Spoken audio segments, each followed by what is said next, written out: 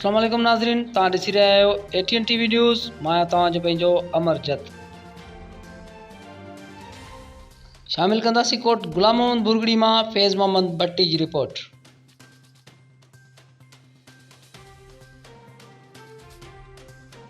PPHI Sindh ज़िले Mirpur B degree पारां बुनियादी सिहत मर्कज़ प्लस अब्दुल कयूम खैर में TB जी चकास ऐं इलाज जे लाइ हिकु रोज़ा मुफ़्त कैंप लॻाई वई, जंहिंजो इफ़्तिताह DM PPHI ज़िला मीरपुर बी डिग्री कयो। कैंप में सीने जी बीमारियुनि जे माहिर डॉक्टरनि मरीज़नि जो मुफ़्त इलाज ऐं लेबॉरेटरी में टेस्टूं पिणु कयूं।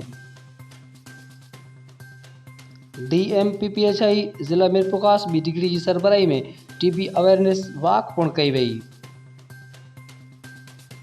जंहिंमें DM PPHI captain retired Subedar Shahani, lady doctor Adila Sohail, PPHI monitoring officer Zaheer Ahmed Soomro, district nutrition coordinator Asif Ali Ansari, Shakeel Chhajro, PPHI focal person Nasrullah Lagari, Zaheer Ahmed Jarwar, Mohammad Isa, Daud Photo, Abdul Khaliq Mahar, इरशाद महर ऐं इलाइक़े जे ॿिनि मोअज़िज़ीन शिरकत कई।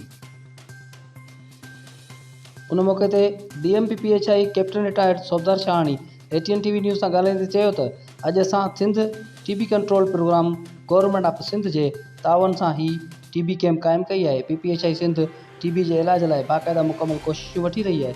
TB हिकु मूज़ी मर्ज़ ऐं विचणंदड़ बीमारी आहे, जंहिंजो मुकमल इलाज मौजूदु आहे। बिस्मिल्लाहिर्रहमानिर्रहीम। जीअं त अॼु असां मीरपुर बी डिस्ट्रिक्ट मां Abdul Qayyum Khair BHU MCH centre Abdul Qayyum Khair मां TB जे सिलसिले में TB कैंप जेको आहे सो असां शुरू करे रहिया आहियूं, मल्हाए रहिया आहियूं।